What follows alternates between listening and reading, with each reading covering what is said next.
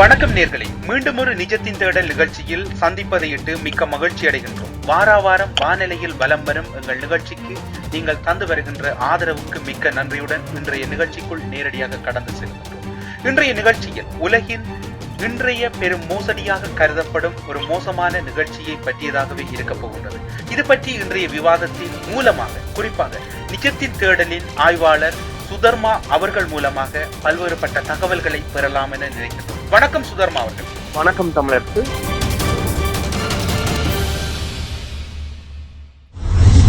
உலகிலே எத்தனையோ மோசடிகள் இடம்பெறுகின்றன. இந்த வகையில் இந்த நூற்றாண்டின் பெரும் மோசடி என்றுமில்லாமல் முதியோரை குறிவைத்து நடத்தப்படுகின்ற ஒரு மோசடியாகவே கருதப்படுகின்றது. மரியா டுவால் என்கின்ற பெண்மணியால் நடத்தப்பட்ட ஒரு மோசடி, ஒரு சதிகார பெண்மணி அல்லது பில்லி சூனியம் நடத்தும் ஒரு பெண்மணி என அழைக்கப்படும் இவரை பற்றி பல்வேறு முகங்கள் இன்று உலகில் உலாவிக் கொண்டிருக்கின்றன. இவை பற்றி உங்களுடைய பார்வையில் அல்லது உங்களுடைய தேடலில் எவற்றை நீங்கள் பெற்றிருக்கிறீர்கள்? ஆமாம், இந்த மரியா டுவால் என்கின்ற பெண்மணி 1938 பிறந்தவராக அவர் அறிமுகப்படுத்தப்பட்டிருந்தாலும் அவர் மிலான், இத்தாலி தேசத்தை சேர்ந்த மிலான் என்கின்ற நகரத்தில் பிறந்திருந்தார் என்றுதான் அவர் அறிமுகப்படுத்தியிருந்தார். ஆனால் அவர் நடத்திய நிறுவனங்கள் தான் இந்த வகையான மோசடிகளில் ஈடுபட்டன. அதாவது 2000 ஆண்டின் ஆரம்பத்தில் இருந்து அல்லது 2000 ஆண்டிற்கு முன்னராக ஆரம்பிக்கப்பட்ட இந்த மோசடிகள், நீங்கள் குறிப்பிட்டது போல இந்த முதியவர்களையும் மற்றும் அந்த மனபலம் குறைந்தவர்களையும் முன்வைத்தே நடத்தப்பட்டிருந்தது. இந்த சாத்திரம் மூலம் இவர் இந்த மோசடிகளை செய்திருந்தார். இவர் பல நிறுவனங்களை நடத்தியதாக அந்த தகவல்கள் தெரிவிக்கின்றன. இவர் ஒரு பிரபல்யப்படுத்தப்பட்ட, அதாவது ஊடகங்களால் பிரபல்யப்படுத்தப்பட்ட விளம்பரங்கள் மூலம் மற்றும் இவர் கடந்த 23 வருடங்களாக இந்த சேவையில் இருக்கின்ற காலத்தில் கொடுத்ததாக ஒரு 4000 பேட்டிகள் கொடுத்ததாகவோ அல்லது ஒரு 10,000 வானொலிகளுக்கான பேட்டிகள் கொடுத்ததாகவும், மற்றது இவரது கட்டுரைகள் சுமார் 800க்கும் மேற்பட்ட பத்திரிகைகளில் பிரசுரமாகியதாகவும் இவர் ஒரு பிரபல்ய மாணவராக அறிமுகப்படுத்தப்பட்டு இவர் ஒரு காணாமல் போன 20 பேரை கூட தனது அந்த டெலிபதி என்கின்ற அந்த கண்டறிதல், மன வழியாக கண்டறிதல் என்பதன் மூலம் கண்டறிந்திருந்தார் என்பது போன்ற தகவல்கள் இவ்வாறானவர்களிடையே பிரபல்யப்படுத்தப்பட்டு இவர் ஒரு அந்த சாத்திர உலகின் சரித்திர நாயகியாகவே அறிமுகப்படுத்தப்பட்டிருந்தார் என்பதுதான் உண்மை. தமிழர், இங்கே எழுகின்ற முதல் கேள்வி என்னவென்றால், இவ்வாறான ஒரு பெண்மணியின் பிரசன்னம் உண்மைதானா? அதனை நீங்கள் எவ்வாறு நிரூபிக்க முடியும்? அப்படி நிரூபிக்கக்கூடிய வாய்ப்புகள் இருக்கு? இந்த கேள்விக்கான விடை தேடலில் தான் இப்பொழுது உலகம் ஈடுபட்டுக் கொண்டிருக்கின்றது. ஆமாம், அவர்கள் ஒரு பெண்மணியை முன்னிறுத்தி இருக்கின்றார்கள். இந்த மரியா டுவால் என்கின்ற பெயரில் இடையிடையே அவரது புகைப்படம் மற்றும் அவரது ஒலிப்பதிவுகளை பிரெஞ்சு மொழியில் அவர் பேசுகின்ற பேச்சுக்கள் போன்றவற்றையெல்லாம் செய்கின்றார்கள். ஆனால் மறுபக்கமாக இவர் அனுப்புகின்ற கடிதங்கள் சுமார் அந்த ஆரம்பத்தில் அறிமுகப்படுத்தி பிறகு அவை 8-10 பக்கங்கள் என்று நீண்டு செல்வதும், மற்றது இந்த அவரால் தான் இந்த மன வழி ரீதியாக இவர்களது பிரச்சனைகளை உணரக்கூடியதாக இருப்பதாகவும் இவர்களுடைய பிரச்சனைகளுக்கான தீர்வுகளை தரக்கூடியதாகவும் அவர் தன்னை அறிமுகப்படுத்தி செய்கின்ற செயற்பாடுகள் எல்லாம் ஒரு வலைப்பின்னலை நோக்கியதாகவே இருக்கின்றது. அதாவது அவர் இவர்களிடமிருந்து இந்த புகைப்படம் மற்றும் இந்த தலைமுடி போன்றவற்றை பெற்று அதன் பிறகு தான் ஒரு அந்த கிறிஸ்டல் என்கின்ற ஒரு கண்ணாடி சிறிய பொருள் ஒன்றை அனுப்புவது போன்றவற்றிற்கு சிறிய தொகையில் ஆரம்பிக்கும் இந்த செயற்பாடு பிற்பாடு அது ஒரு பெரிய தொகை அளவிற்கு போகக்கூடியதாக, அதாவது ஒரு நபரை, இது வலைப்பின்னலாக நடத்தப்படும் இந்த வேளையில் இவர் செய்கின்ற செயல்கள் ஒவ்வொரு நபர்களையும் ஒரு $3000 $4000 வரை பணத்தை இழக்க வைப்பதாகவும் அதன் மீது ஒரு பயபக்தியை ஏற்படுத்துவதாகவும் அமைவதையும், இவ்வாறான கடிதங்கள் பல நாடுகளுக்கு செல்வதை கண்டுபிடித்ததாலும் இது இந்த நீங்கள் கேட்ட கேள்வியான இவர் ஒரு பெண்மணியா அல்லது இது ஒரு நிறுவனமா என்பதற்கான பதிலாக அமைவது என்னவென்றால், ஒரு பெண்ணின் மாதிரியை முன்னிறுத்தி நடத்தப்படும் ஒரு சதிகார வலைப்பின்னல் என்பதைத்தான் நாங்கள் குறிப்பிட முடியும். இதனை இன்னொரு விதமாக கூட சொல்லாம என்றால், இந்த இயற்கையின் இந்த பரிகாரங்கள் அல்லது இயற்கையின் செயற்பாடுகளை கூட காரணம் காட்டி மக்களை கவர்கின்றார். அந்த அவர் அனுப்புகின்ற கடிதங்களில் ஒரு விதமாக இன்னொரு வித குறிப்பிடுவதென்றால் கருப்பு நிலா பற்றியது. அவர் அந்த தான் கடிதம் எழுதுபவர்களுக்கு அந்த கருப்பு நிலாவை பற்றி கேள்விப்பட்டிருக்கிறீர்களா? அது ஒரு வருடத்தில் 13 தடவைகள் வரும். என்று இவர் குறிப்பிடுவது இது என்றால் அந்த அமாவாசை, அதாவது பூமி பந்து சூரியனையும் நிலவையும் மறைக்கின்ற காலத்தை நாங்கள் அமாவாசையின் இருட்டு என்று கூறுவோம். அதை அவர் இந்த கருப்பு நிலாவென்று அந்த காலத்தில் பூர்ண இருட்டுள்ள அந்த நேரத்தில் நிகழ்கின்ற அசாதாரண நிகழ்வுகள் பல நிகழ்கின்றன, கடல்கள் ஆர்ப்பரிக்கின்றன போன்றவற்றை எல்லாம் உதாரணம் காட்டி, அதே போல மனிதர்களுக்கும் அந்த இரவுகளில் மாயங்கள் மந்திரங்களை செய்ய முடியும், உங்களை பணக்காரர்கள் ஆக்க முடியும் என அந்த இயற்கையின் சம்பந்தப்படுத்தி ஒரு வலைப்பின்னல், அதாவது அந்த மனப்பலம் அல்லது ஆராய்வு தன்மையற்ற மனிதர்கள் ஏமாறுவதற்கான ஒரு ஊடகமாக அல்லது ஒரு நிறுவனமாக இருந்து கொண்டிருக்கின்றது. அதிலும் குறிப்பாக இந்த கடிதங்கள் இப்பொழுது ஒரு உதாரணத்திற்கு ஒரு நபருக்கு அனுப்பப்படுகின்றது என்றால் அவர் நம்புவார் தனது பெயர் தான் அங்கே இருக்கின்றது என்று. ஆனால் அவை இலக்கியங்களில் பல்லாயிரம் நபர்களுக்கு ஒரே மாதிரியான கடிதங்கள் அனுப்பப்படும். அங்கே அவர்களது தனிப்பெயர்கள் புகுத்தப்படும் அது பிரிண்ட் செய்யப்படும் பொழுது. எனவே அவர்கள் அதை நம்புகின்றார்கள். அதுதான் காரணம். அதனைத்தான் நான் உங்களுடைய கேள்விக்கான பதிலாக குறிப்பிட முடியும். நீங்கள் குறிப்பிடுவது போல இது ஒரு பெரிய வலைப்பின்னலுக்கு, அதாவது இவரது பெரிய வலைப்பின்னலான செயற்பாட்டுக்கு ஊடகங்கள் உதவி இருக்கின்றன.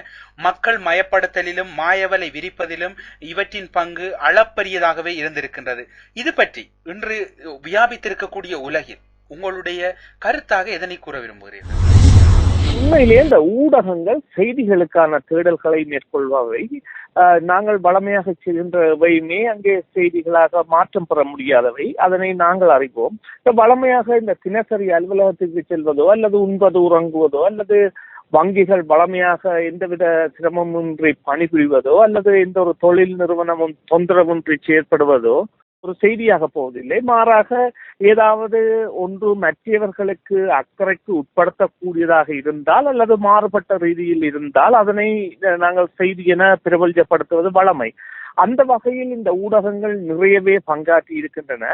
அது எவ்வாறு இதை குறிப்பிடலாம் என்றால், இது ஊடகங்கள் இந்த விவகாரத்தில் இந்த விளம்பரங்களை இந்த பிரசுரிப்பதற்கும் இந்த பணம் கொடுக்கப்பட்டு எழுதப்படும் இந்த ஊக்கி கட்டுரைகள் அல்லது ஊக்கி செய்திகளை பிரசுரிப்பதற்கும் பயன்படுத்தப்பட்டிருக்கின்றன. இது மற்றவர்களை நம்ப வைத்திருக்கலாம். இந்த சில பத்திரிகைகளில் இந்த பார்ப்பதற்கு செய்தியாக அந்த ஊடகத்தில் ஒரு விளம்பரம் இடம்பெற்றிருக்கும். அந்த பல செய்திகளுக்கு மத்தியில் அதுவும் ஒரு செய்தி போல இருந்திருந்தாலும் அதன் பக்கவாட்டிலோ அடியிலோ அவர்கள் மிகவும் சிறிய எழுத்தில் குறிப்பிடுவார்கள் இது ஒரு விளம்பரம் என்று. அதனை எந்த ஒரு வாசகருமே கருத்தில் கொள்ள மாட்டார்.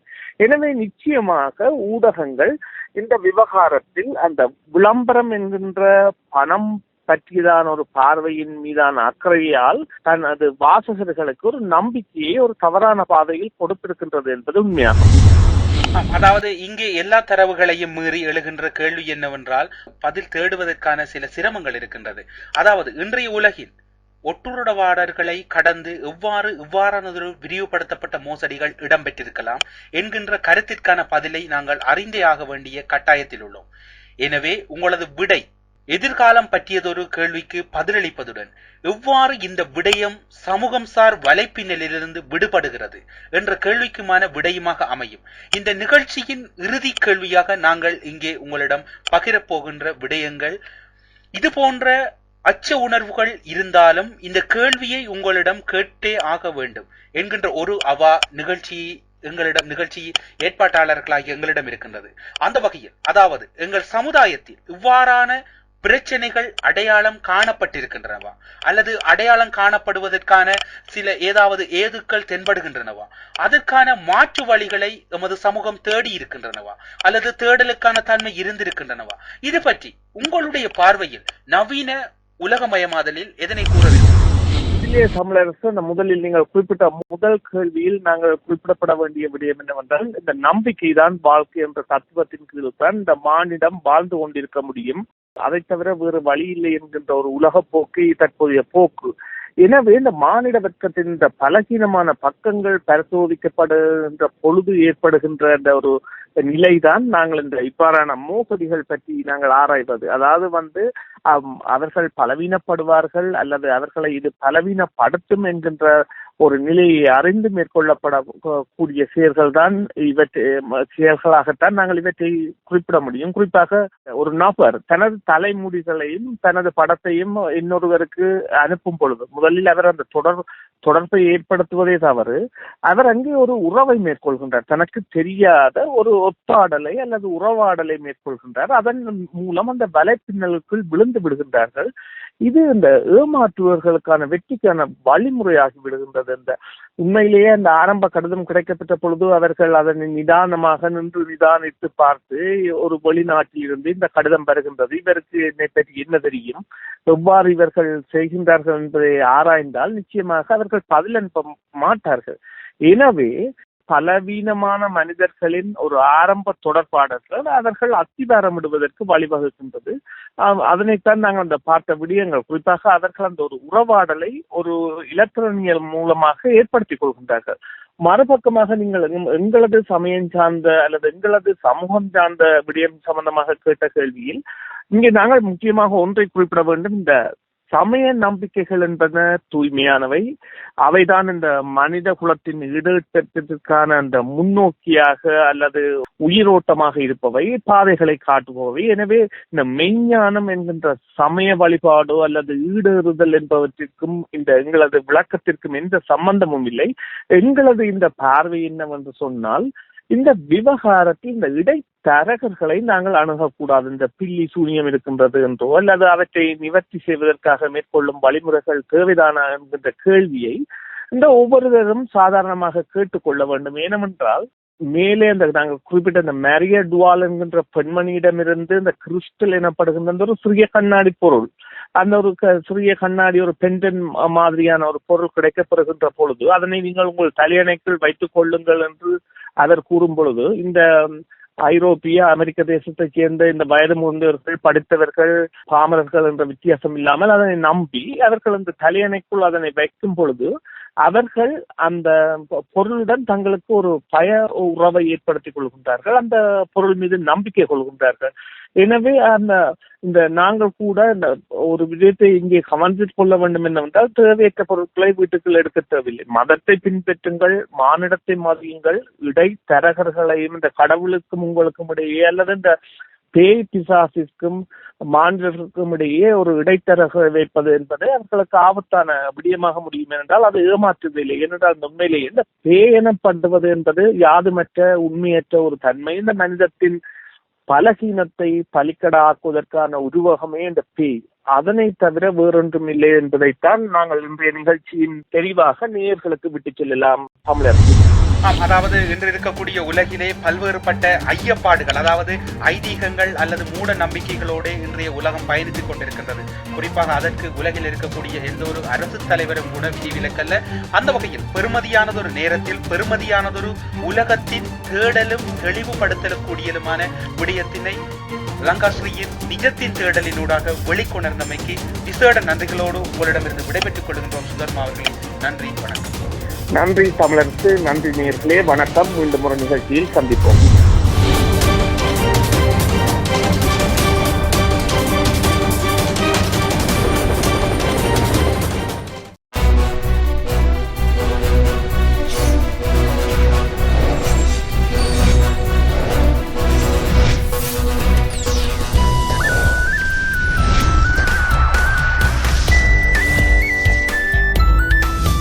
லங்காஸ்ரீ, உலகத் தமிழர்களின் இதய துடிப்பு.